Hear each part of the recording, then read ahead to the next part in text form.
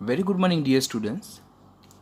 આપણે લાસ્ટ લેક્ચરમાં 100થી વધુ પરમાણુ ક્રમાંક ધરાવતા તત્વોનું નોમેનક્લેચર એટલે નામકરણ જોયું, કે જેમાં સંખ્યા એટલે કે 0થી 9 નંબર જે છે તેનો ઉપયોગ કરીને પહેલાં એનું આપણે રેન્ડમ સંખ્યાદર્શક નામ બનાવવાનું અને ત્યારબાદ આઈયુપેક જે તે વૈજ્ઞાનિકો જે તે દેશના ફાળે એ જે તત્વનું સ્વીકૃત નામ આપે જેને આઈયુપેક દ્વારા રિકમેન્ડેડ નેમ કહેવામાં આવે તેના વિશે આપણે ટેબલ લર્ન કર્યું.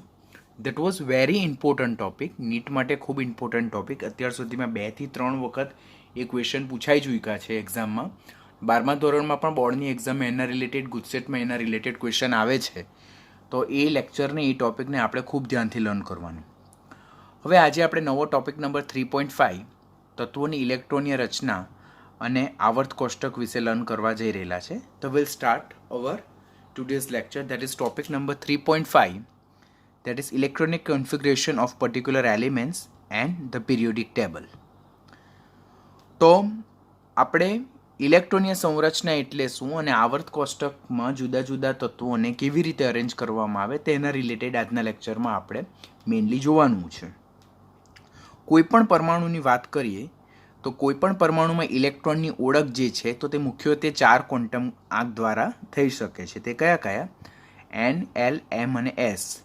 આ જે તમારા 4 જે ક્વોન્ટમ આંક છે, ક્વોન્ટમ નંબર છે, તે ઓલરેડી તમે એટોમિક સ્ટ્રક્ચર, પરમાણુય બંધારણ, જે ચેપ્ટર નંબર 2 છે તેમાં તમે ઓલરેડી લર્ન કરી ચૂક્યા છો. જેમાં મુખ્ય ક્વોન્ટમ આંક, જેને આપણે પ્રિન્સિપલ ક્વોન્ટમ નંબર કહીએ, જેને આપણે N સંજ્ઞા વડે દર્શાવીએ છીએ, તો તે પરમાણુના મુખ્ય શક્તિ સ્તર, જેને કે કોષ એટલે કે સેલ કહેવામાં આવે છે, તેનો નિર્દેશ કરે છે. એટલે કે કોઈ એક તત્વનો જો ક્વોન્ટમ આંક, મુખ્ય ક્વોન્ટમ આંક 2 હોય તો ધેટ મીન્સ કે એ જે પરમાણુ જે છે તો તે કયા શક્તિ સ્તરમાં છે? બીજા ક્રમાંકના શક્તિ સ્તરમાં આવેલું છે. કોઈ એક પરમાણુ જે છે તેનો મુખ્ય ક્વોન્ટમ આંકનું મૂલ્ય આપણને 5 જાણવા મળે તો તે પરમાણુનું મુખ્ય શક્તિ સ્તર, બરાબર, મેઇન એનર્જી લેવલ કયું હશે? 5 હશે. તો આ મુખ્ય ક્વોન્ટમ આંક ના બેઝ પરથી આપણે પરમાણુનું મુખ્ય શક્તિ સ્તર જાણી શકીએ છીએ, જે પણ તમે એટોમિક સ્ટ્રક્ચર ચેપ્ટરમાં લર્ન કરેલું છે. જુદા જુદા પરમાણુમાં ઇલેક્ટ્રોનની ગોઠવણી પેટાકોષમાં, સબસેલમાં અને એસપીડીએફ કક્ષકોમાં કેવી રીતે થાય છે તે જુદા જુદા વૈજ્ઞાનિકોએ આપણને એના વિશેની જુદી જુદી ઇન્ફોર્મેશન આપી. તેમાં સૌથી વધારે આપણે ઉપયોગ કોનો કરેલો હતો? આઉફબાઉ સિદ્ધાંતને અનુસાર જુદા જુદા તત્વોના પરમાણુમાં ઇલેક્ટ્રોનની ગોઠવણી આપણે જોયેલી હતી, જે પણ તમે ચેપ્ટર નંબર 2 એટોમિક સ્ટ્રક્ચરમાં જોઈ ગયેલા છો. તો પણ અહીંયા સાથે સાથે આપણે લર્ન કરવાનું થાય, બિકોઝ જ્યાં સુધી આપણને આ એનર્જી લેવલ ડાયાગ્રામ નહીં ખ્યાલ હોય, જુદા જુદા તત્વોમાં કક્ષકો ભરાવાનો ક્રમ એઝ પર ઇન્ક્રીઝિંગ એનર્જી, ત્યાં સુધી આપણે ઇલેક્ટ્રોનીય સંરચના વિશે ન જાણી શકીએ. પહેલાં કોઈ પણ તત્વમાં ઇલેક્ટ્રોન જે છે તો તે કોઈ પણ તત્વના પરમાણુ ઇલેક્ટ્રોન પહેલાં 1sમાં ભરાય, પછી ત્યાંથી એ આવીને શેમાં ભરાય છે? 2sમાં ભરાશે, ત્યાર પછી એ 2pમાં ભરાશે, ત્યાર પછી 3sમાં ભરાશે, ત્યાર પછી એ 3pમાં ભરાય, 4sમાં ભરાય, ત્યાર પછી એ 3dમાં ભરાય, 4pમાં ભરાય, 5sમાં ભરાય, ત્યારબાદ એ 4dમાં ભરાય, 5pમાં ભરાય, 6sમાં આવશે, ત્યારબાદ એ 4fમાં આવશે, 5dમાં ભરાય, 6pમાં ભરાય, 7sમાં ભરાશે, ત્યારબાદ એ 5fમાં ફિલ થશે, 6dમાં ફિલ થશે અને 7pમાં ફિલ થશે. આમ જુદા જુદા તત્વોના પરમાણુ ક્રમાંક અનુસાર તેમાં રહેલા જે ઇલેક્ટ્રોન જે છે તો તે આફબાઉના આ કક્ષકો ભરાવાનો ક્રમ એનર્જી લેવલ પ્રમાણે જુદી જુદી કક્ષકો ભરાય. તો આ પહેલાં ઇલેક્ટ્રોનીય સંરચના શીખવા પહેલાં આપણને આ જે પોઈન્ટ જે છે તે શીખવું આપણા માટે ખૂબ જરૂરી બને. તો this is very most important, because જ્યાં સુધી તમને આ જે આફબાઉના સિદ્ધાંત અનુસાર ઇલેક્ટ્રોનની જે ગોઠવણી જે છે, ઇલેક્ટ્રોન ભરાવાનો ક્રમ છે તેની ખ્યાલ આવશે, ત્યાં સુધી તમને જુદા જુદા તત્વોની ઇલેક્ટ્રોનીય સંરચના કેવી રીતે રાઇટ કરવાની તેની આવડશે. બિકોઝ આ જે ચેપ્ટર છે તેનો સૌથી મોસ્ટ ઇમ્પોર્ટન્ટ જે ક્વેશ્ચન છે તે તત્વોની ઇલેક્ટ્રોનીય સંરચના, આવર્ત કોષ્ટકમાં તેમનું જે તે પર્ટિક્યુલર આવર્ત, જે તે પર્ટિક્યુલર સમૂહમાં સ્થાન, પછી તેમનામાં હાજર રહેલા ઇલેક્ટ્રોનની સંખ્યા, તેમના પરમાણુ ક્રમાંક. તો આ બધી જ વસ્તુ જે છે તો ઇમ્પોર્ટન્ટ ક્વેશ્ચન છે આ ચેપ્ટરના, પરંતુ તેને લર્ન કરવા માટે આપણને આઉફબાઉની ગોઠવણી, ઇલેક્ટ્રોનની ગોઠવણી તે આપણને કમ્પલસરી આવડવી જોઈએ. તો this is very most important. હું બિલીવ કરું છું કે તમે ચેપ્ટર નંબર 2માં આ જે અરેન્જમેન્ટ જે છે તો તે પરફેક્ટ કરેલું હશે. નહીં થયેલું હોય તો પણ અત્યારે પાછું એને ધ્યાનથી મોડે કરી નાખવાનું. કમ્પલસરી મોડે થઈ ગયેલું હોવું જોઈએ. હવે જે તત્વોના પરમાણુ છે તેમાં જે ઇલેક્ટ્રોનનું જે ડિસ્ટ્રીબ્યુશન થાય SP, D અને F જેવી કક્ષકોમાં, બરાબર, તો તેને એ તત્વના પરમાણુની શું કહેવામાં આવે છે? ઇલેક્ટ્રોનની રચના કહેવામાં આવે. So the distribution of electron into various orbitals of an atom is called as its electronic configuration. હું જ્યારે ઇલેક્ટ્રોનિક કન્ફિગ્યુરેશન શબ્દ બોલું તો તે જ શું છે? એ ઇલેક્ટ્રોનીય સંરચના છે, ઇલેક્ટ્રોનીય રચના છે. કોઈપણ તત્વનું આવર્ત કોષ્ટકમાં જો આપણે સ્થાન જોઈએ તો તેમાં છેલ્લે ભરાનાર કક્ષકના ક્વોન્ટમ આંક દર્શાવે. કે વાત કરીએ કે કોઈ એક તત્વ દ્વિતીય આવર્તમાં આવેલું તત્વ છે તો એના માટે એનો મુખ્ય ક્વોન્ટમ આંકનું મૂલ્ય કેટલું છે? 2 છે. જ્યારે ગૌણ ક્વોન્ટમ આંક જેને L વડે દર્શાવે જે n-1 છે તે કેટલો થશે? 1 થશે. આમ કોઈ પણ તત્વનું આવર્ત કોષ્ટકમાં જે સ્થાન હોય એટલે જે આવર્તમાં આવેલું છે તેના આધારે એ જે તત્વ છે તેમાં છેલ્લે ભરાનાર જે કક્ષકનો ક્વોન્ટમ આંક જે છે તે આપણે જાણી શકીએ છીએ. હવે આટલી બધી ઇન્ફોર્મેશન આપણે ચેપ્ટર નંબર 2 એટોમિક સ્ટ્રક્ચરના બેઝ પરથી આપણને ખ્યાલ છે. We already learn the same thing in much detail. હવે જે આપણે આજના ટોપિકનો જે મેઇન કન્સેપ્ટ જે સ્ટાર્ટ કરવાના છે તો તે કોઈ પણ પીરિયડ એટલે આવર્તમાં ઇલેક્ટ્રોનીય રચના વિશેનું લર્ન કરવાના છે. કોઈ પણ તત્વ માટે જો તેનો આવર્ત ક્રમ જોઈએ તો તે તત્વના બાહ્યતમ કક્ષા એટલે કે સંયોજકતા કક્ષા માટે n નું મૂલ્ય દર્શાવે છે. એટલે હું વાત કરું કે કોઈ એક તત્વ ત્રીજા આવર્તમાં આવેલું છે તો તેનું બાહ્યતમ કક્ષા એટલે કે સંયોજકતા કોષનું મૂલ્ય કેટલું થાય? 3 થાય. તો ધીસ ઇઝ ઇમ્પોર્ટન્ટ. પછી કોઈ એક તત્વ જે છે તેને બાહ્યતમ કક્ષાના સંયોજકતા કોષનું મૂલ્ય 5 છે તો તે કયા આવર્તનું તત્વ થશે? એ 5મા આવર્તનું તત્વ થશે. આમ જે તે તત્વ માટે તેનો આવર્ત ક્રમ એટલે પીરિયડ નંબર એ તે તત્વને જે આઉટરમોસ્ટ ઓર્બિટલ છે તેનું મૂલ્ય દર્શાવે છે. જો કોઈ તત્વ 6થા આવર્તમાં આવેલું છે તો તેના સંયોજકતા કોષ એટલે બાહ્યતમ કોષનું મૂલ્ય કેટલું હશે? 6 હશે. This is very most important. આના બેઝ પરથી તત્વની ઇલેક્ટ્રોનીય સંરચના લખવાનું આપણને કન્સેપ્ટ ક્લિયર થશે. જેમ આવર્તક્રમ વધતો જાય એટલે 1 પછી 2 પછી 3 પછી 4 પછી 5 પછી 6 પછી 7, તો જેમ જેમ આવર્તક્રમ વધતો જાય છે તેમ તેમ મુખ્ય શક્તિ સ્તર જે છે, એનર્જી લેવલ જે છે તેનું મૂલ્ય કેવું થતું જાય છે? વધતું જાય છે. એટલે 1 થી 2 થી 3 થી 4 થી 5 થી 6 થી 7 સુધી જતા એનર્જી લેવલ ક્રમશઃ કેવું થતું જાય છે? વધતું જાય છે.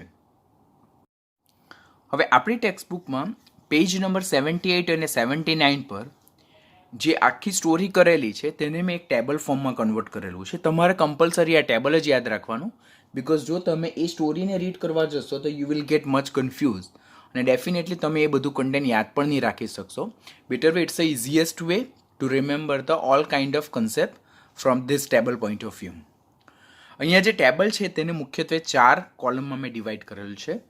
પહેલી કોલમ જે છે તે કોષ દર્શાવે છે કે જે તમે એટોમિક સ્ટ્રક્ચરમાં લર્ન કર્યું છે K, L, Mn, O, P, Q જેવા કોષ.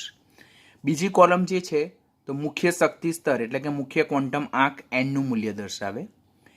ત્રીજી કોલમ જે છે તો તે મુખ્ય ક્વોન્ટમ આંક ધરાવતું જે આવર્ત છે તેમાં પ્રાપ્ય કક્ષકો અવેલેબલ ઓર્બિટલ્સ કે જે ભરાતી હશે તેની સંખ્યા દર્શાવશે. અને ચોથી કોલમ જે તે આવર્તમાં હાજર તત્વોની સંખ્યા દર્શાવે છે. કોઈ પણ આવર્તમાં કુલ કેટલા તત્વો હશે તે જો જાણવું હોય તો તમારે એક સિમ્પલ ફોર્મ્યુલા યાદ રાખવાનું, 2 × પ્રાપ્ય કક્ષકોની સંખ્યા. એટલે જે તે શક્તિ સ્તરમાં જેટલી પ્રાપ્ય કક્ષકો હોય તેનાથી બમણા તત્વો તે મુખ્ય શક્તિ સ્તર ધરાવતી આવર્તમાં હશે. તો તે પોઈન્ટ યાદ રાખવાનું કે કોઈ પણ આવર્તમાં જો તત્વોની સંખ્યા કુલ સંખ્યા જાણવી હોય ઓર કુલ તત્વોની સંખ્યા જાણવી હોય તો પ્રાપ્ય કક્ષકોની સંખ્યાને 2 વડે મલ્ટીપ્લાય કરવાનું, એટલે કે જે તે શક્તિ સ્તરમાં પ્રાપ્ય કક્ષકોની સંખ્યા કરતાં બમણા નંબર જેટલા તે પ્રાપ્ય શક્તિ સ્તરમાં તત્વોની સંખ્યા જોવા મળશે. તો એ પોઈન્ટ આપણે યાદ રાખવાનું. પહેલી કોલમ કોષ, બીજી કોલમ મુખ્ય શક્તિ સ્તર જેને મુખ્ય ક્વોન્ટમ આંકનું મૂલ્ય દર્શાવે તે કીધું આપણે અત્યારે. પછી available orbitals which is filled or પ્રાપ્ય કક્ષકો જે ભરાવાની છે ઓર ભરાઈ ગયેલી છે, અને તે શક્તિ સ્તરમાં પ્રાપ્ય તત્વોની સંખ્યા. કુલ 4 કોલમ આપણે યાદ રાખવાની. કોષ કે દર્શાવે કે જેમાં મુખ્ય ક્વોન્ટમ આંકનું મૂલ્ય કેટલું હોય? 1 હોય. પ્રાપ્ય કક્ષકો કેટલી હોય? 1s, એટલે એક જ પ્રાપ્ય કક્ષક હોય. હવે આપણને ખબર છે કે એસ કક્ષક વધુમાં વધુ 2 ઇલેક્ટ્રોનને એફર્ટ કરી શકે. તો અહીંયા તત્વોની સંખ્યા કેટલી છે? 2. તે કયા કયા? પરમાણુ ક્રમાંક 1 ધરાવતું હાઇડ્રોજન અને પરમાણુ ક્રમાંક 2 ધરાવતું હિલિયમ.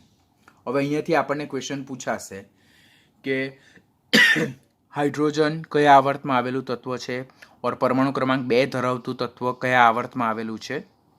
તો હાઇડ્રોજન જેનો પરમાણુ ક્રમાંક 1 છે, હિલિયમ જેનો પરમાણુ ક્રમાંક 2 છે, તો આ બંને તત્વો એ પહેલા આવર્તમાં આવેલા છે. બરાબર? તેમાં હાઇડ્રોજનની ઇલેક્ટ્રોનની સંરચના 1s1 અને હિલિયમની 1s2, જે પાછળથી હું તમને ટેબલ લર્ન કરાવીશ તેમાં સમજાવીશ. હવે કોષ જ્યારે L હોય ત્યારે મુખ્ય ક્વોન્ટમ આંકનું મૂલ્ય કેટલું થાય? 2 થાય. અને કુલ આપણને અવેલેબલ ઓર્બિટલ્સ કે જે ફિલ થવાની છે તે કેટલી? 1 2s અને 3 2p. કારણ કે આપણને ખબર છે કે જે એસ કક્ષક છે તેની સબ ઓર્બિટલ્સ નથી, જ્યારે પી કક્ષક જે છે, પી ઓર્બિટલ્સ જે છે તેની 3 સબ ઓર્બિટલ્સ છે, px py અને pz, and each carry 2 electrons. તો 2s અને 2px 2py અને 2pz એમ જ્યારે મુખ્ય ક્વોન્ટમ આંકનું મૂલ્ય 2 હોય ત્યારે કુલ પ્રાપ્ય કક્ષકો કેટલી થાય? 4 પ્રાપ્ય કક્ષકો થાય. એક 2s કક્ષક, એક 2px, એક 2py અને એક 2pz, આમ કુલ 4 પ્રાપ્ય કક્ષકો થાય. Each orbitals carry forward 2 electrons. That means પ્રત્યેક જે કક્ષક જે છે તો તેમાં વધુમાં વધુ 2 ઇલેક્ટ્રોન સમાઈ શકે. તો એક 2sમાં 2 ઇલેક્ટ્રોન રહેશે, પછી 2pxમાં 2, 2pyમાં 2 અને 2pzમાં 2. તો આમ 2 ને 6 કુલ કેટલા ઇલેક્ટ્રોન થશે? 8. તો બીજા આવર્તમાં કુલ કેટલા તત્વો આવશે? કુલ 8 તત્વો આવશે. તે ક્યાંથી ક્યાં? તો લિથિયમથી લઈને નિયોન સુધીના. પરમાણુ ક્રમાંક 3 ધરાવતું તત્વ લિથિયમ, 4 ધરાવતું તત્વ બેરેલિયમ, 5 ધરાવતું તત્વ બોરોન, 6 ધરાવતું કાર્બન, 7 ધરાવતું નાઇટ્રોજન, 8 ધરાવતું ઓક્સિજન, 9 ધરાવતું ફ્લોરિન અને 10 ધરાવતું નિયોન. અને આ જે તત્વો જે છે તેમાં લિથિયમ અને બેરેલિયમ જે છે તો તે એસ વિભાગના તત્વો છે, જ્યારે બોરોનથી લઈને નિયોન સુધીના જે તત્વો છે તે કયા વિભાગના તત્વો છે? પી વિભાગના તત્વો છે. This is very most important table.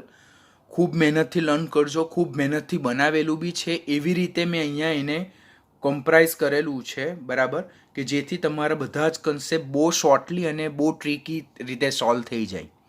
તો પ્લીઝ પ્રિપેર વેરી કેરફુલી. જ્યારે કોષ એમ હોય ત્યારે એ મુખ્ય ક્વોન્ટમ આંક 3 દર્શાવે છે. હવે જ્યારે મુખ્ય ક્વોન્ટમ આંક મુખ્ય શક્તિ સ્તર 3 હોય તો ત્યારે એક એ 3s ઓર્બિટલ ધરાવે અને 3 એ 3p ઓર્બિટલ્સ ધરાવે. અહીંયા 3D કક્ષકો પણ હોય, પરંતુ 3D કક્ષક સંપૂર્ણ ખાલી રહે છે, માટે અહીંયા આપણે એનો ઉલ્લેખ કરતા નથી. તો એક 3s, એક 3px, 3py અને 3pz એમ કુલ 4 પ્રાપ્ય કક્ષકો થાય જ્યારે આવર્ત નંબર 3. તો હવે અહીંયાથી ક્વેશ્ચન પૂછાય કે આવર્ત નંબર 3માં કુલ પ્રાપ્ય કક્ષકો કેટલી?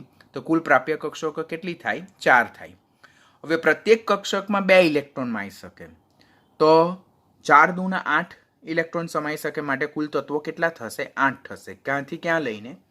તો સોડિયમથી લઈને આર્ગન સુધીના. તો ક્વેશ્ચન પૂછાય કે સોડિયમથી લઈને આર્ગન સુધીના જે તત્વો છે તે કયા આવર્તમાં આવેલા તત્વો છે? આ બધું તમારે યાદ રાખવું પડશે.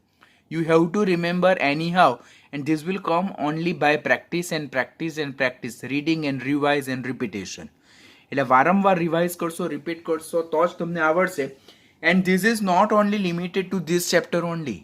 આ ફક્ત આ ચેપ્ટર પૂરતું જ મર્યાદિત નથી. એવા ઘણા બધા ઇનઓર્ગેનિક કેમિસ્ટ્રીના એસ વિભાગ, પી વિભાગ, ડી વિભાગ, એફ વિભાગ, એ બધા જ જે ચેપ્ટર છે તેના માટેનું આ જે ચેપ્ટર છે તે ખૂબ જ ફંડામેન્ટલ ચેપ્ટર છે. તો સ્ટુડન્ટ્સ બી વેરી કેરફુલ.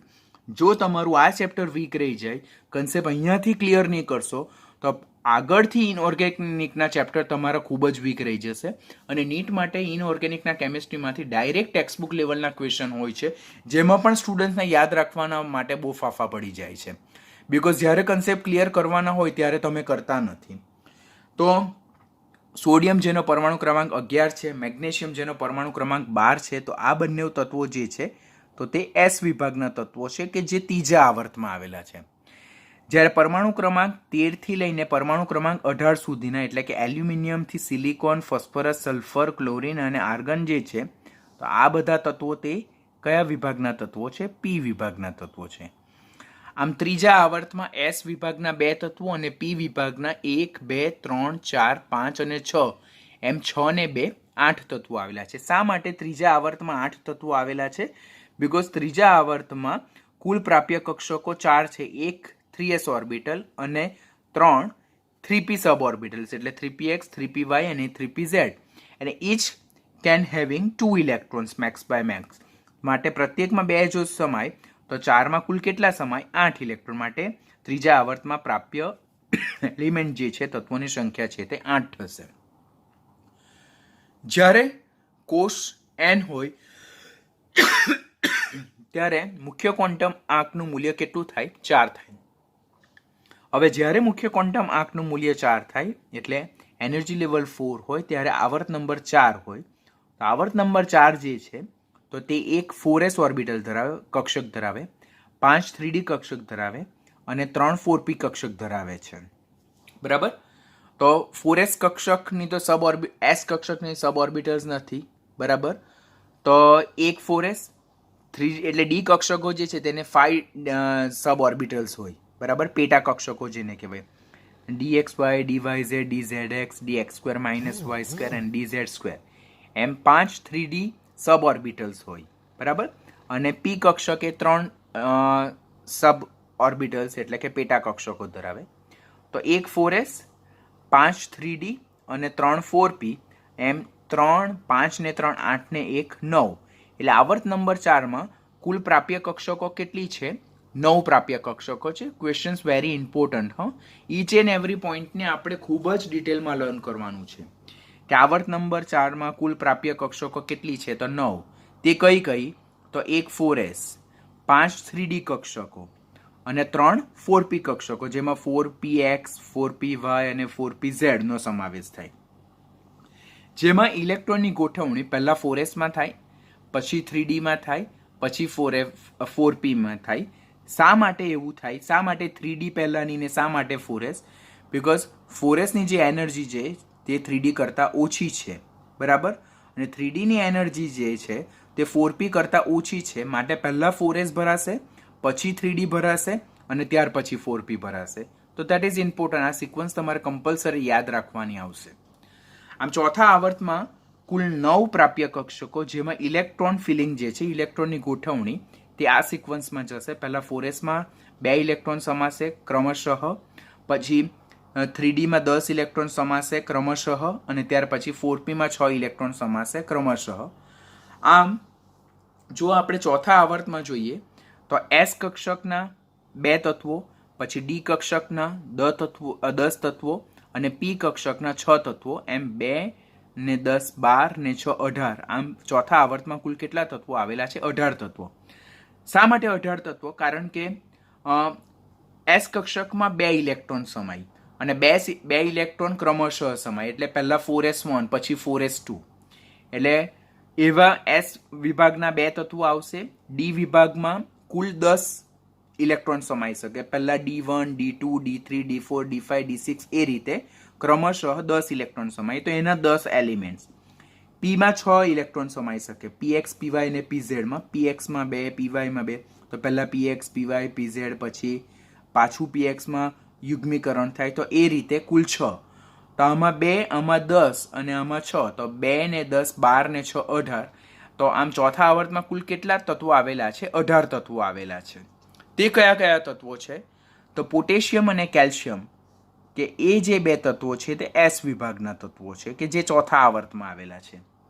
પછી પ્રથમ સંક્રાંતિ શ્રેણીના તત્વો જેને 3d સંક્રાંતિ શ્રેણીના તત્વો કહેવાય તેવા કુલ તત્વો તે ક્યાંથી ક્યાં? તો સ્કેન્ડિયમ 21 થી લઈને ઝિંક 30 સુધીના. Scandium, titanium, vanadium, chromium, manganese, iron, cobalt, nickel, copper અને ઝિંક. તો આ જે બધા તત્વો જે છે કુલ 10 છે. જો 1 2 3 4 5 6 7 8 9 અને 10. તો આ જે 10 તત્વો છે તે 3d સંક્રાંતિ તત્વો કહેવાય. શા માટે? બિકોઝ એમાં ઇલેક્ટ્રોન 3d કક્ષકમાં ભરાય છે અને તેમને પ્રથમ સંક્રાંતિ શ્રેણીના તત્વો કહેવામાં આવે છે. શા માટે એમને પ્રથમ સંક્રાંતિ શ્રેણીના તત્વો કહેવામાં આવે તે આપણે નેક્સ્ટ લેક્ચર ઓર એના પછીના એના લેક્ચરમાં જોશું. એટલે અપકમિંગ 2 લેક્ચરમાં આપણે એ ટોપિક પર વધારે ડિટેલમાં લર્ન કરશું.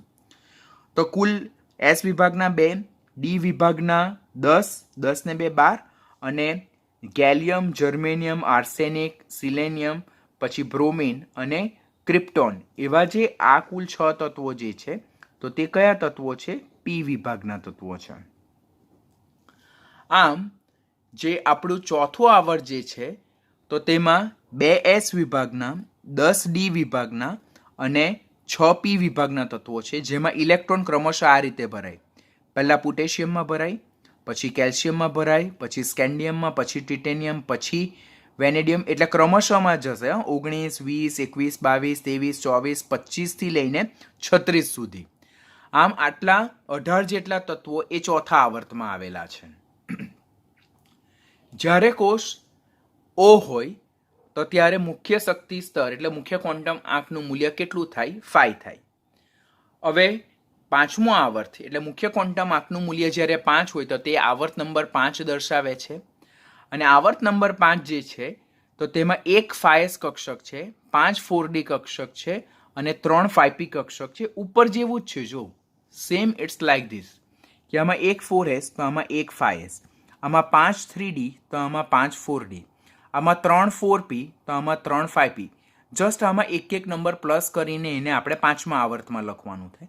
આમાં બી કુલ 9 પ્રાપ્ય કક્ષકો, આમાં બી કુલ 9 પ્રાપ્ય કક્ષકો.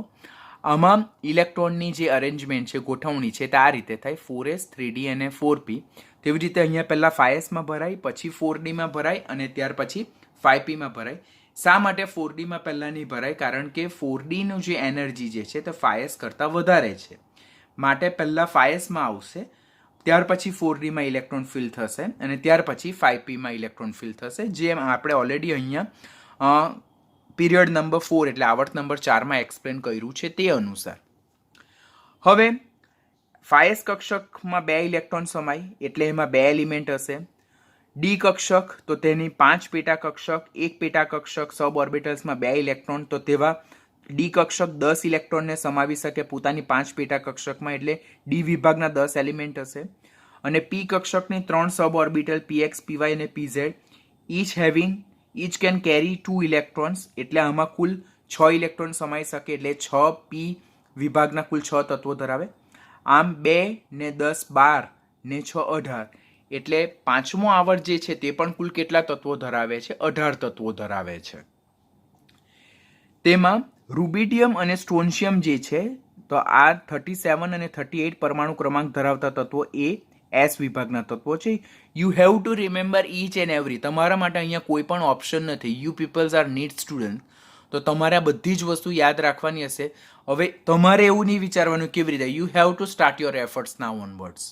તમારે અત્યારથી જ એફર્ટ સ્ટાર્ટ કરવાના. એવરી ડેનું 13 થી 14 અવર્સનું વર્ક સ્ટાર્ટ કરતા જવાનું. જો એવરી ડેનું કન્ટેન્ટ એવરી ડે નહીં કરશો, રિપીટેશન, રિવિઝન, રિકોલ નહીં કરશો તો આ બધી વસ્તુ તમારા માટે ટફ થશે. પછી 2s વિભાગના તત્વો આવે દ્વિતીય સંક્રાંતિ શ્રેણીના કુલ 10 તત્વો, જેને 4d સંક્રાંતિ શ્રેણીના તત્વો કહેવાય. શા માટે 10? કારણ કે ડી કક્ષક જે છે તેની 5 સબ ઓર્બિટલ એટલે પેટા કક્ષકો છે. એકમાં 2 ઇલેક્ટ્રોન સમાય તો એવા 5માં 10 અને બધા ઇલેક્ટ્રોન ક્રમશઃ ભરાય, એટલે 4d સંક્રાંતિ શ્રેણી દ્વિતીય સંક્રાંતિ શ્રેણીના કુલ 10 તત્વો તે યટેરિયમથી લઈને કેડમિયમ સુધી. યટેરિયમ જેનો પરમાણુ ક્રમાંક 39 છે ત્યાંથી લઈને કેડમિયમ જેનો પરમાણુ ક્રમાંક 48 છે. આ બધા પરમાણુ ક્રમાંક સાથે તમારે યાદ રાખવાનું આવશે. અને ત્યાર પછી આ આપણા ડી વિભાગના તત્વો થઈ ગયા. અને ઇન્ડિયમ જેનો પરમાણુ ક્રમાંક 49 છે ત્યાંથી લઈને ટીનથી એન્ટીમની, ટેલ્યુરિયમ, આયોડિન અને ઝેનોન તો જેનો પરમાણુ ક્રમાંક 54 છે ત્યાં સુધીના કુલ 6 તેને આપણે કયા તત્વો કહીએ છીએ? પી વિભાગના તત્વો. આમ પાંચમા આવર્તમાં 2s વિભાગના તત્વો, 10 ડી વિભાગના તત્વો અને 6 જે છે તો પી વિભાગના તત્વો. આમ કુલ કેટલા તત્વો આવેલા છે? 18 તત્વો આવેલા છે. તો પાંચમા આવર્તમાં પરમાણુ ક્રમાંક 37 થી લઈને પરમાણુ ક્રમાંક 54 સુધીના તત્વો નો સમાવેશ થાય. બધા ક્રમશઃ જ જાય છે. જો 37, 38, 39, 40, 41, 42, 43, 44, થી લઈને 54 સુધીના એમ કુલ 18 તત્વોનો સમાવેશ એમાં થાય છે, 5મા આવર્તમાં થાય છે. પી કોષ કે જે મુખ્ય શક્તિ સ્તર એટલે કે મુખ્ય ક્વોન્ટમ આંક એટલે કે આવર્ત નંબર 6 નું મૂલ્ય દર્શાવે. તેમાં કુલ કેટલી પ્રાપ્ય કક્ષકો હોય? તો કુલ 16 જેટલી પ્રાપ્ય કક્ષકો હોય. કેવી રીતે? તો એમાં એક 6s કક્ષક હોય, 7 4f કક્ષક હોય, 5 5d કક્ષક હોય અને 3 6p કક્ષક હોય. આપણને ખબર છે કે f ઓર્બિટલની સબ ઓર્બિટલ કેટલા વિભાગમાં વિભાજિત થાય? તો 7માં વિભાજિત થાય. બરાબર? તો એક 6s, 7 4f, 5 5d અને 3 6p એમ 7 ને 1 8 ને 5 13 ને 3 16 પ્રાપ્ય કક્ષકો છે. એક કક્ષકમાં 2 ઇલેક્ટ્રોન સમાય. બરાબર? તેવા 16 કક્ષકો જે છે તેમાં 32 ઇલેક્ટ્રોન સમાય અને પ્રત્યેક ઇલેક્ટ્રોન ક્રમશઃ ભરાય એટલે 1 by 1 ભરાય. 1 2 3 4 5 6 એમ 32 જેટલી કક્ષકોમાં 32 ઇલેક્ટ્રોન સમાય. તો છઠ્ઠા આવર્તમાં કુલ કેટલા તત્વો હાજર હશે? 32 જેટલા તત્વો હાજર હશે. તત્વોની સંખ્યા કેવી રીતે નક્કી કરી શકાય? તો 2 ગુણ્યા પ્રાપ્ય કક્ષકોની સંખ્યા બેઝ પરથી નક્કી કરી શકાય. છઠ્ઠા આવર્તમાં પ્રાપ્ય કક્ષકોની સંખ્યા કેટલી છે? 16 છે, જે ભરાય છે, ફૂલ્લી ફિલ થાય છે. તો 2 × 16 કરીએ તો આપણને જે 6th પીરિયડ છે, છઠ્ઠો આવર્ત છે, તેમાં કુલ કેટલા તત્વો મળશે? 32 તત્વો મળશે, જોવા મળશે. તેમાં ઇલેક્ટ્રોનની ગોઠવણી પહેલા 6sમાં થાય, પછી 4fમાં થાય, પછી 5dમાં થાય, પછી 6pમાં થાય.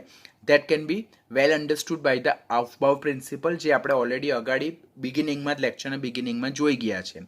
તો this you have to remember at any how, at any cost. This is very important. તેમાં સિઝિયમ જેનો પરમાણુ ક્રમાંક 55 છે અને બેરિયમ જેનો પરમાણુ ક્રમાંક 56 છે, તો તે એસ વિભાગના તત્વો છઠ્ઠા આવર્તમાં આવેલા છે.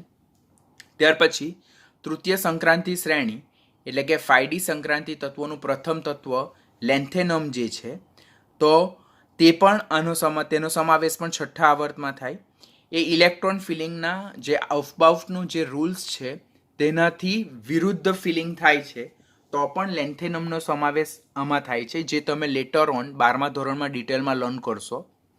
ત્યાર પછી સીરિયમથી લઈને લ્યુટેશિયમ એટલે પરમાણુ ક્રમાંક 58 થી લઈને પરમાણુ ક્રમાંક 71, CE4 સીરિયમથી લઈને લ્યુટેશિયમ, બરાબર, જેટલા 71 તત્વો જે છે, આ 71 પરમાણુ ક્રમાંક 71 સુધીના જે 14 તત્વો છે, જો 1 2 3 4 5 6 7 8 9 10 11 12 13 અને 14 એટલા જે 14 તત્વો છે તેને પ્રથમ ઓર 4f આંતર સંક્રાંતિ શ્રેણીના તત્વો કહેવામાં આવે છે.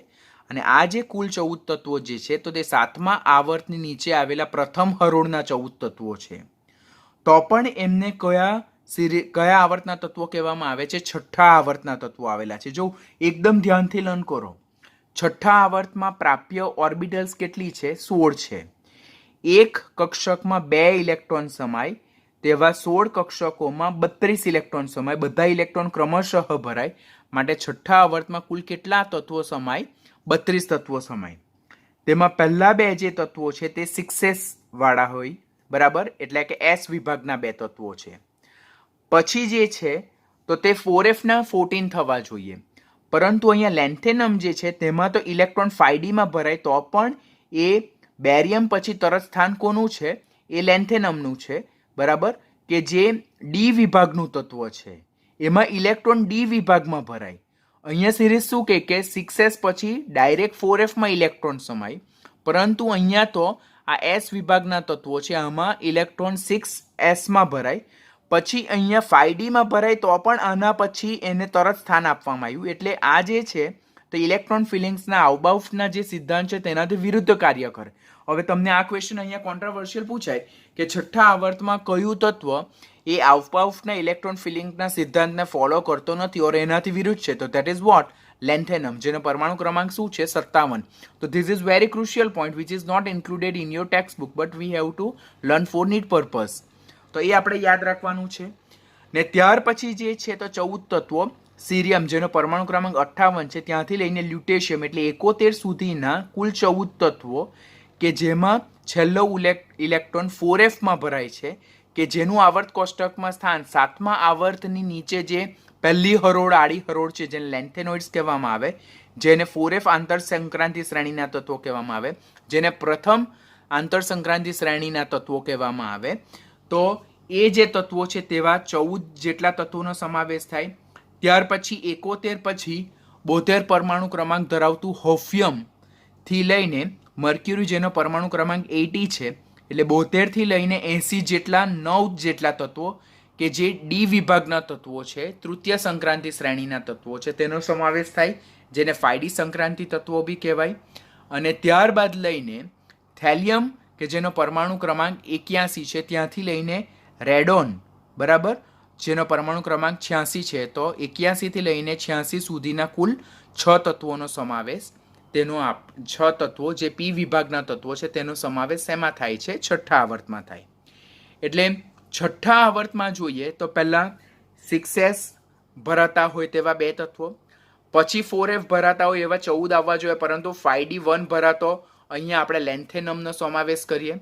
ત્યાર પછી 4Fના 14 જેટલા તત્વો, પછી 5D વાળા 9 તત્વો, અને ત્યાર પછી 6Pના 6 તત્વો, એમ કુલ કેટલા તત્વોનો સમાવેશ થાય છે? છઠ્ઠા આવર્તમાં 32 જેટલા તત્વોનો સમાવેશ થાય છે. વેરી ઇમ્પોર્ટન્ટ, ખાસ યાદ રાખવાનું.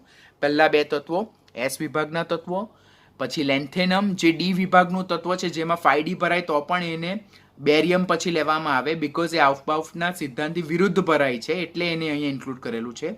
પછી F વિભાગના કુલ 14 તત્વો છે, ત્યાર પછી ડી વિભાગના બાકીના રિમેનિંગ 9 તત્વો છે, અને ત્યાર પછી પી વિભાગના 6 તત્વો છે. એમ કુલ 32 તત્વોનો સમાવેશ શેમાં થાય છે? છઠ્ઠા આવર્તમાં થાય છે. બધા જ સિક્વન્સમાં થાય છે, પરમાણુ ક્રમાંકના ચડતા ક્રમ પ્રમાણે અરેન્જ કરવામાં આવે છે. ક્યુ કોષ કે જે મુખ્ય શક્તિ સ્તર એટલે કે આવર્ત નંબર 7નો નિર્દેશ કરે છે, તેમાં પણ પ્રાપ્ય કક્ષકો કેટલી છે? 16. 1 7s, 7 5F, 5 6D અને 3 SP. આનું પણ છઠ્ઠા આવર્તની જેમ જ યાદ રાખવાનું. પહેલામાં 6s હતું, પહેલામાં 4F હતું, પહેલામાં 5D હતું અને પહેલામાં 6P હતું, તો તેમાં એક નંબર પ્લસ કરીને લખી દેવાનું. અને જેમાં ઇલેક્ટ્રોન્સની ગોઠવણી પહેલાં 7sમાં થાય, પછી 5Fમાં થાય, પછી 6Dમાં થાય ને પછી 7Pમાં થાય. એટલે S વિભાગના 2 તત્વો, F વિભાગના 14 તત્વો, D વિભાગના 10 તત્વો અને P વિભાગના 6 તત્વો, એમ કુલ કેટલા તત્વો 7મા આવર્તમાં આવેલા છે? 32 તત્વો છે. મોટે ભાગના રેડિયો સક્રિય કે જે માનવ નિર્મિત તત્વો છે તેનો સમાવેશ 7મા આવર્તમાં થાય છે, ખાસ યાદ રાખવાનું. તેમાં પહેલા S વિભાગના ફ્રાન્સિયમ અને રેડિયમ કે જેમનો પરમાણુ ક્રમાંક 87 અને 88 છે, જે S વિભાગના તત્વો છે તે 7મા આવર્તમાં છે. ત્યાર પછી એક્ટિનિયમ અને થોરિયમ જે છે, તો ચતુર્થ સંક્રાંતિ શ્રેણીનું પ્રથમ તત્વ છે, અને થોરિયમ જે છે તો તેમાં ઇલેક્ટ્રોન જે છે તો તે 5F કક્ષકમાં નથી ભરાતો. એટલે આપણે વાત કરીએ તો એક્ટિનિયમ અને થોરિયમ જે છે તો એ બંને જે છે તો આઉફબાઉફના સિદ્ધાંતથી વિરુદ્ધ ઇલેક્ટ્રોનની ગોઠવણી ધરાવે. તો હવે આપણને એમ ક્વેશ્ચન પૂછાય કે 7મા આવર્તમાં નીચેનામાંથી કયું તત્વ આઉફબાઉફના ઇલેક્ટ્રોન ગોઠવણીના સિદ્ધાંતથી વિરુદ્ધ છે? તો તે છે એક્ટિનિયમ, જેનો પરમાણુ ક્રમાંક 89 છે, અને થોરિયમ જે છે તેનો પરમાણુ ક્રમાંક 90 છે. તો આ બંને તત્વો માટે આપણે આઉફબાઉફની વિરુદ્ધ ઇલેક્ટ્રોનની ગોઠવણી થાય તેવું યાદ રાખવાનું રહેશે. થોરિયમ જે છે, થોરિયમ તો તે પરમાણુ ક્રમાંક 90 ધરાવતું તત્વ છે. તેમાં 5F કક્ષકમાં એક પણ ઇલેક્ટ્રોન નહીં ભરાય, તો પણ એનો સમાવેશ શેમાં થાય છે? F વિભાગના તત્વોમાં. એટલે એકદમ નીચે એક્ટિનોઇડ સિરીઝના જે 14 તત્વો છે તેમાં સમાવેશ થાય છે, બરાબર. તો આપણે તો F વિભાગના તત્વો શા માટે કહીએ? બીકોઝ એમાં છેલ્લો ઉમેરાતો ઇલેક્ટ્રોન F કક્ષકમાં ઉમેરાતો હોય, માટે તેને F વિભાગના તત્વો કહેવાય. આ બધાને દ્વિતીય ઓર 5F આંતર સંક્રાંતિ શ્રેણીના તત્વો કહેવાય, એક્ટિનોઇડ શ્રેણીના કુલ 14 તત્વો કહેવાય. પણ થોરિયમ જે છે તેમાં ઇલેક્ટ્રોન જે છે તો તે 5Fમાં નથી ભરાતો, બરાબર. એટલે એમાં તો 5F કક્ષક 0 છે, એમાં F કક્ષકમાં ઇલેક્ટ્રોન ભરાતો જ નથી. એમાં છેલ્લો ઇલેક્ટ્રોન ડી કક્ષકમાં ભરાય, તો બી એનો સમાવેશ શા માટે F વિભાગમાં થાય છે? કારણ કે જે થોરિયમ જે છે તો તેના તત્વો એ ડી વિભાગના તત્વોને નહીં પરંતુ F વિભાગના તત્વોના ગુણધર્મોને મળતા આવે છે.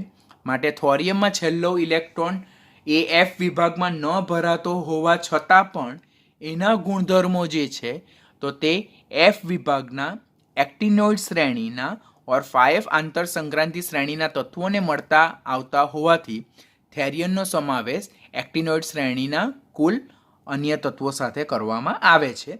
તો તે પણ આપણે યાદ રાખવાનું રહેશે કે નીચેનામાંથી કયું તત્વમાં છેલ્લો ઇલેક્ટ્રોન એ એફ કક્ષકમાં ન ભરાતો હોવા છતાં બી એનો અભ્યાસ એક્ટિનોઇડ શ્રેણીના અન્ય તત્વો સાથે કરવામાં આવે તો તે કોણ હશે?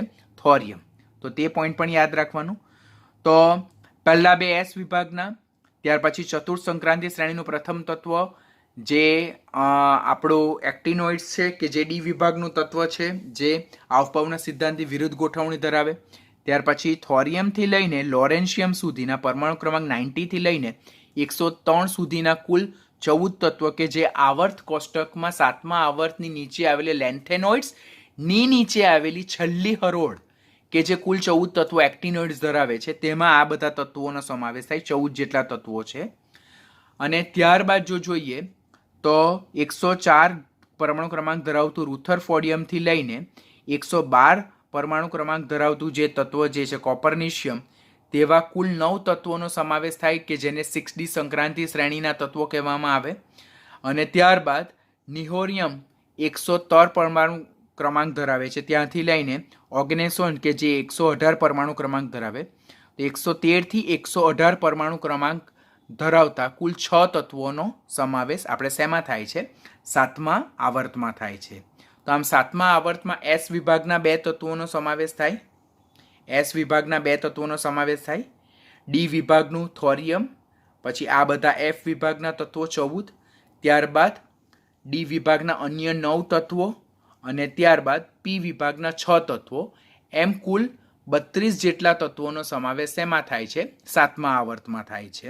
All are very important. અહીંયા જેટલી વસ્તુ લખેલી છે તો તેને બહુ મહેનત કરીને અહીંયા રાઇટ કરેલ છે, કમ્પ્રેસ કરેલું છે. તો please learn through this table. It will easiest way to remember every content and inch and every concept. હવે આપણને એમ ક્વેશ્ચન થાય કે સર લેન્થેનોઇડ્સ અને એક્ટિનોઇડ શ્રેણીના જે તત્વો છે કે જેને 4F આંતર સંક્રાંતિ શ્રેણીના તત્વો અને 5 આંતર સંક્રાંતિ શ્રેણીના તત્વો કહેવાય, તો તેને આવર્ત કોષ્ટકમાં એ લોકો તો દે are the part of 6 period and they are the part of 7 period. એટલે લેન્થેનોઇડ જે છે તે 6થા આવર્તના તત્વો છે અને એક્ટિનોઇડ જે છે તો તે 7મા આવર્તના તત્વો છે. તો પણ સર એ બંનેઓને 6થા આવર્તમાં અને 7મા આવર્તમાં ન મૂકીને શા માટે આવર્ત કોષ્ટકમાં 7મા આવર્તની નીચે આ 2 આડી હરોળમાં અરેન્જ કરવામાં આવ્યા? તો પહેલા આપણે યાદ રાખવાનું કે 4F આંતર સંક્રાંતિ શ્રેણીના તત્વો જેને લેન્થેનોઇડ શ્રેણીના તત્વો કહેવાય કે જેમાં સીરિયમ 58 થી લઈને લ્યુટેશિયમ 71 એટલે કુલ 14 તત્વો, અને 5 આંતર સંક્રાંતિ શ્રેણીના કુલ 14 તત્વો જેને એક્ટિનોઇડ શ્રેણીના તત્વો કહેવાય કે જેમાં થોરિયમ 90 થી લઈને લોરેન્શિયમ 103 પરમાણુ ક્રમાંક ધરાવતા તત્વો. આમ કુલ જે 14 અને 14 28 તત્વો જે છે તે તેને આવર્ત કોષ્ટકમાં મુખ્ય ભાગની બહાર નીચે અલગથી 2 હરોળમાં રાખવામાં આવેલા છે, જેમાં પહેલી હરોળમાં લેન્થેનોઇડ્સ છે જેમાં 14 તત્વોને અરેન્જ કરેલા છે અને બીજી આડી હરોળમાં એક્ટિનોઇડ્સ છે જેમાં બાકીના 14 તત્વોને ગોઠવેલા છે. એમ કરવાનું પર્ટિક્યુલર રીઝન શું છે કે એમ કરવાથી તેમના બંધારણો આપણે જાળવી શકીએ છીએ અને સમાન ગુણધર્મ ધરાવતા તત્વોને એક જ આપણે સ્તંભમાં રાખીને વર્ગીકરણના સિદ્ધાંતનું પણ આપણે અનુમોદન ઓર પાલન કરી શકીએ છીએ. આપણે ઓલરેડી મેન્ડેલિફને જે હેનરી મોસેલ છે તેમણે એમ જ કીધેલ છે કે સમાન ગુણધર્મો ધરાવતા તત્વોને એક જ સ્તંભમાં રાખવાનો આગ્રહ રાખવો જોઈએ. તો એ સિદ્ધાંતને ફોલો કરતા આપણે જે લેન્થેનોઇડ્સના 14 તત્વો છે અને એક્ટિનોઇડ્સના જે 14 તત્વો છે તો તે કુલ 14 અને 14 તત્વો એમ કુલ 28 તત્વોનું આવર્ત કોષ્ટકમાં 7મા આવર્તની નીચે 2 આડી હરોળમાં સ્થાન આપવામાં આવે છે, સ્પેશિયલ પ્લેસ છે. જેમાં પહેલી આડી હરોળમાં 14 તત્વો છે તેને લેન્થેનોઇડ્સ કહેવાય, જેને 4F સંક્રાંતિ આંતર સંક્રાંતિ શ્રેણીના તત્વો કહેવાય, અને બીજી આડી હરોળમાં એક્ટિનોઇડ્સના 14 તત્વોનો સમાવેશ થાય જેને 5 આંતર સંક્રાંતિ શ્રેણીના તત્વો કહેવામાં આવે છે. પછી બીજું નીટ પોઈન્ટ ઓફ વ્યૂ આપણે યાદ રાખવાનું કે જે ટેક્સ્ટબુકમાં આપણે અગાડી જતા ડિટેલમાં લર્ન કરવાના છે કે આવર્ત નંબર 3 જે છે તેમાં 2 કોલમ ડિવાઈડ કરેલી છે કે પહેલું છે આવર્ત નંબર અને બીજું છે ડી વિભાગના સંક્રાંતિ શ્રેણીના તત્વો જેને ટ્રાન્ઝિશન સિરીઝ એલિમેન્ટ્સ કહેવાય. ત્રીજો જે આવર્ત છે તેમાં પ્રથમ સંક્રાંતિ શ્રેણીના તત્વો આવેલા છે, 3D સંક્રાંતિ શ્રેણીના તત્વો આવેલા છે. કુલ કેટલા તત્વો છે? 10 તત્વો, જેમાં સ્કેન્ડિયમ 21 થી લઈને ઝિંક 30 સુધીનો સમાવેશ થાય. આ એની ઇલેક્ટ્રોનીય સંરચના છે બાહ્યતમ કક્ષાની. ચોથો આવર્ત જે છે તેમાં ડી વિભાગના કયા તત્વો આવેલા છે? દ્વિતીય સંક્રાંતિ શ્રેણીના 10 તત્વો આવેલા છે, જેને 4D સંક્રાંતિ શ્રેણીના તત્વો કહેવાય. યટેરિયમ 39 થી લઈને કેડમિયમ 48 સુધીના કુલ 10 તત્વો આવેલા છે. પાંચમો આવર્ત તેમાં તૃતીય સંક્રાંતિ શ્રેણીના 5D સંક્રાંતિ શ્રેણીના તત્વો આવેલા છે. તે લેન્થેનમ 57, ત્યાર પછી હોફિયમ 72 થી લઈને મર્ક્યુરી 80, એટલે આ એક અને આ 9, તો 9 ને 1 10 જેટલા તત્વો આવેલા છે. આ બધા જ તમારે યાદ રાખવાનું છે. Very important table. Controversial twist question ટેક્સ્ટબુકનો જ આ પૂછાશે અને તમને નહીં આવડશે. અને ત્યારબાદ છઠ્ઠું જે આવર્ત જે છે, બરાબર, તેમાં ચતુર્થ સંક્રાંતિ શ્રેણીના જે તત્વો જે છે, તો જેને 6D સંક્રાંતિ શ્રેણીના તત્વો કહેવામાં આવે છે. અહીંયા આવર્ત નંબર જે છે તો તે ભૂલ થઈ ગયેલી છે. અહીંયા આવર્ત નંબર 4 આવશે, અહીંયા આવર્ત નંબર 5 આવશે, અહીંયા આવર્ત નંબર 6 આવશે અને અહીંયા આવર્ત નંબર 7 આવશે. તો સાતમો આવર્ત જે છે તો તેમાં ચતુર્થ સંક્રાંતિ શ્રેણીના તત્વો એટલે કે 6D સંક્રાંતિ શ્રેણીના તત્વો આવેલા છે. તે એક્ટિનિયમ જે 89 પરમાણુ ક્રમાંક ધરાવે છે, ત્યાર પછી રુથરફોર્ડિયમ 104 થી લઈને જે આપણું જે છે તો તે કેનેલિયમ 112 પરમાણુ ક્રમાંક ધરાવતું તત્વ, એમ કુલ 10 તત્વો આવેલા છે. તો આપણને એમ પૂછવામાં આવે કે પ્રથમ સંક્રાંતિ શ્રેણીના તત્વોમાં કોનો સમાવેશ થાય? તો સ્કેન્ડિયમ 21 થી લઈને ઝિંક 30 જેટલા કુલ 10 તત્વો, તેને જ 3D સંક્રાંતિ શ્રેણીના તત્વો કહેવામાં આવે. અને તે શેમાં આવેલું છે? ચોથા આવર્તમાં આવેલું છે. પછી પાંચમા આવર્તમાં નીચેના કયા સંક્રાંતિ શ્રેણીના તત્વો આવેલા છે? તો દ્વિતીય સંક્રાંતિ શ્રેણીના તત્વો આવેલા છે, જેને 4D સંક્રાંતિ શ્રેણીના તત્વો બી કહેવાય. કુલ 10 તત્વો છે, જેનો સમાવેશ યટેરિયમથી લઈને કેડમિયમ 39 થી 48 પરમાણુ ક્રમાંક ધરાવતા તત્વો. ત્યાર પછી લેન્થેનમનો કયા આવર્તમાં સમાવેશ થાય? તો છઠ્ઠા આવર્તમાં, જેને તૃતીય સંક્રાંતિ શ્રેણીના તત્વો ઓર 5D સંક્રાંતિ શ્રેણીના તત્વો કહેવાય. અને હોફમિયમથી લઈને મર્ક્યુરી સુધીના 78 થી 80 સુધીના કુલ 10 તત્વો છઠ્ઠા આવર્તમાં આવેલા. અને લાસ્ટમાં એક્ટિનિયમ અને રુથરફોર્ડિયમથી લઈને કેનેડિયમ સુધીના 112 જે તત્વો જે છે, તો એટલે 112 પરમાણુ ક્રમાંક ધરાવતા કુલ 10 તત્વો. આ 1 અને આ 104 થી લઈને 112 સુધીના 9, આમ 9 ને 1 10 જેટલા જે તત્વો છે તે સાતમા આવર્તના તત્વો છે, જેને ચતુર્થ સંક્રાંતિ શ્રેણીના એટલે 6D સિરીઝના તત્વો છે. આ બધા જે તત્વો જે છે તો તે ડી વિભાગના તત્વો છે, બરાબર. અને એ ડી વિભાગ તત્વો તે ચોથા આવર્તથી લઈને સાતમા આવર્ત સુધીમાં આવેલા છે. તો that also you need to remember for NEET point of view. આમ જોઈએ તો પ્રથમ આવર્ત કે જેમાં 1s કક્ષક આવેલી છે, તેમાં બે તત્વો હાઇડ્રોજન અને હિલિયમ, જેની ઇલેક્ટ્રોનની સંરચના 1s1 અને 1s2 છે. પછી બીજો આવર્ત કે જે બે કક્ષકો ધરાવે 2s અને 2p, અને તે 1 2 3 4 5 6 7 અને 8, એટલે લિથિયમથી લઈને નિયોન સુધીના કુલ 8 તત્વો ધરાવે. તેની ઇલેક્ટ્રોનની સંરચના ઓલરેડી અહીંયા મેન્શન કરેલી છે. ત્રીજો આવર્ત જે પણ કુલ કેટલી કક્ષક ધરાવે છે? 4 કક્ષકો ધરાવે, બરાબર, ઇન્ક્લુડિંગ સબઓર્બિટલ્સ સાથે. તો તે પણ કુલ કેટલા? 1 2 3 4 5 6 7 અને 8. આમ પરમાણુ ક્રમાંક 11 થી લઈને પરમાણુ ક્રમાંક 18, એટલે કે સોડિયમથી લઈને આર્ગન સુધીના કુલ 8 તત્વોનો સમાવેશ કરે. ચોથો આવર્ત જે છે તો તે કુલ કેટલા તત્વોનો સમાવેશ કરે છે? 18 જેટલા તત્વોનો સમાવેશ કરે. જો 1 2 3 4 5 6 7 8 9 10 11 12 13 14 15 16 17 અને 18. એવી જ રીતે પાંચમો આવર્ત પણ કુલ કેટલા તત્વોનો સમાવેશ કરે છે? 18 તત્વોનો સમાવેશ કરે છે. છઠ્ઠો આવર્ત જે છે તો તેમાં કુલ 32 તત્વોનો સમાવેશ થાય. તેમાં પહેલું સિઝિયમ 55 પરમાણુ ક્રમાંક ધરાવતું, પછી બેરિયમ 56 પરમાણુ ક્રમાંક ધરાવતું, ત્યાર પછી લેન્થેનિયમ 57 પરમાણુ ક્રમાંક ધરાવતું, ત્યાર પછી અહીંયા છે જો 57 પરમાણુ ક્રમાંક અહીંયા છે, ત્યાર પછી 58 પરમાણુ ક્રમાંક ધરાવતું સીરિયમથી લઈને 71 પરમાણુ ક્રમાંક ધરાવતું લ્યુટેશિયમ. આમ કુલ 14 તત્વો જે છે તેને 4f સંક્રાંતિ શ્રેણીના તત્વો, જેને લેન્થેનોઇડ્સ કહેવામાં આવે, તો તે નીચે હરોળ છે. But they are the part of the 6 period, એ છઠ્ઠા આવર્તના તત્વો છે. આમ છઠ્ઠા આવર્તમાં 1 2 3 4 5 6 7 8 9 10 11 12 13 14 15 16 17 પછી 18, 19, 20, 21, 22, 23, 24, 25, 26, 27, 28, 29, 30, 31 અને 32. આમ છઠ્ઠા આવર્તમાં 32 જેટલા તત્વોનો સમાવેશ થાય. પછી સાતમા આવર્તમાં પણ એવી જ રીતે 1, 2, 3, પછી 4, 5, 6, 7, 8, 9, 10, 11, 12, 13, 14, 15, 16 અને 17. 18, 19, 20, 21, 22, 23, 24, 25, 26, 27, 28, 29, 30, 31 અને 32. સાતમા આવર્તમાં પણ કુલ કેટલા તત્વોનો સમાવેશ થાય છે? 32 તત્વોનો સમાવેશ થાય છે.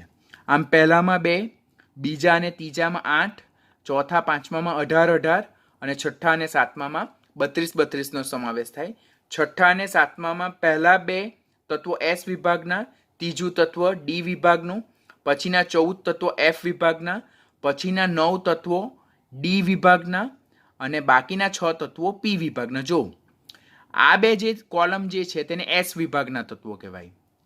પછી સમૂહ નંબર 13 થી લઈને સમૂહ નંબર 18 સુધીના તત્વોને પી વિભાગના તત્વો કહેવાય. સમૂહ 1 અને 2 ને એસ વિભાગના તત્વો કહેવાય. સમૂહ નંબર 3 થી લઈને 12 સુધીના તત્વોને ડી વિભાગના તત્વો કહેવાય. સમૂહ નંબર 13 થી લઈને 18 સુધીના તત્વોને પી વિભાગના તત્વો કહેવાય. અને છેલ્લી 2 આડી હરોળ છે તેને એફ વિભાગના તત્વો કહેવાય. તો અહીંયા ખાસ યાદ રાખવાનું, લેન્થેનમ જેનો પરમાણુ ક્રમાંક 57 છે, ત્યાર પછી 58 થી લઈને 71 પરમાણુ ક્રમાંક ધરાવતા 14 તત્વોને લેન્થેનોઇડ્સ કહેવાય. અને એક્ટિનિયમ જેનો પરમાણુ ક્રમાંક 89 છે, ત્યાર પછી 90 થી લઈને 103 સુધીના, થોરિયમથી લઈને લોરેન્શિયમ સુધીના તત્વોને એક્ટિનોઇડ્સ. તો આ જે પ્રથમ શ્રેણી જે છે તો તે છઠ્ઠા આવર્તના 14 તત્વો છે. આ જે 14 તત્વો છે તે સાતમા આવર્તના તત્વો છે. પરંતુ આ બંને તત્વોનો અહીંયા એટલા માટે સમાવેશ નથી કરતો બીકોઝ તેમના અભ્યાસને આપણે સેપરેટલી અભ્યાસ કરવાનો છે, માટે તેમનું આવર્ત કોષ્ટકમાં સ્થાન એ સાતમા આવર્તની નીચે 2 આડી હરોળમાં થયેલું છે. તો અત્યાર સુધીનું જે આપણે કન્ટેન્ટ લર્ન કર્યું તો તે ઓવરઓલ ડિટેલ અહીંયા મેન્શન કરેલી છે. તત્વોને તેમના પરમાણુ ક્રમાંકના ચડતા ક્રમમાં ગોઠવેલા છે. સમાન બાહ્યતમ કક્ષાની ઇલેક્ટ્રોનીય સંરચના ધરાવતા તત્વોને સમાન સમૂહમાં રાખેલા છે. અને આ રીતે તત્વોને 7 આવર્ત અને 18 સમૂહમાં ડિવાઈડ કરેલા છે. તો this is very important one. આની સાથે આજનો લેક્ચર કમ્પ્લીટ થાય છે. લેક્ચરને ખૂબ ધ્યાનથી લર્ન કરવાનું, બહુ બધી વસ્તુ યાદ રાખવાની છે, પણ ધીમે ધીમે કરતા જશો તો બધી વસ્તુ રેડી થતી જશે. અને જો આ બધી કન્ટેન્ટ યાદ રહી તો જ પછી અગાડીનો જે ભૌતિક ગુણધર્મો છે, પરમાણુય ગુણધર્મો જે છે તો તે સમજવાનું ઇઝી રહેશે. તે જ્યાં સુધી તમારું નીટની કમ્પ્લીટ થશે ત્યાં સુધી તમારો પીછો નહીં છોડશે. તો this is fundamental thing that we are going to learn. આ નહીં આવડશે તો આના પછીના ચેપ્ટરના જે કન્ટેન્ટ જે છે તે તમને આવડે જ નહીં. બીકોઝ કયું તત્વ કયા સમૂહમાં કયા આવર્તમાં આવેલું છે તે નહીં યાદ રહે તો પછી તેનો પરમાણુ ક્રમાંક કયો છે, તેની ઇલેક્ટ્રોનીય સંરચના શું છે તે જો તમને નહીં આવડશે તો આના પછીના ચેપ્ટરનો કોઈ પણ ભાગ ઓર ઇનઓર્ગેનિકના ચેપ્ટરનું કોઈ પણ વસ્તુ તમારા માટે સમજવાનું ખૂબ જ મુશ્કેલ થઈ જશે. તો this periodic table is very most important. You have to learn everything. કયું તત્વ કયા સમૂહમાં, કયો પરમાણુ ક્રમાંક ધરાવે, કયા આવર્તમાં આવેલું છે, કયા વિભાગનું છે, એ બધી જ વસ્તુ આપણે યાદ રાખવી જરૂરી છે. બીકોઝ એ બધી જ વસ્તુ આપણા ફંડામેન્ટલ નોલેજ છે અને એ નહીં આવડે તો પછી ચેપ્ટરનું કંઈ પણ વસ્તુ આપણને સમજમાં નહીં આવશે. સો ખૂબ જ ધ્યાનથી, શાંતિથી અને વારંવાર રિપીટ, રિવાઇઝ, રિકોલ કરીને લર્ન કરતા જાઓ. Then it will be very easy for you people. સાથે સાથે ફિનિક્સની બુકમાંથી MCQ પણ સોલ્વ કરતા જજો. એટલે એ ટોપિકના રિલેટેડ કોમ્પિટિટિવમાં કયા ક્વેશ્ચનો પૂછાય છે, પૂછાઈ શકે છે, પૂછાવા જોઈએ, એનું પણ તમારા માઇન્ડમાં નોલેજ કન્ફર્મ થતું જાય.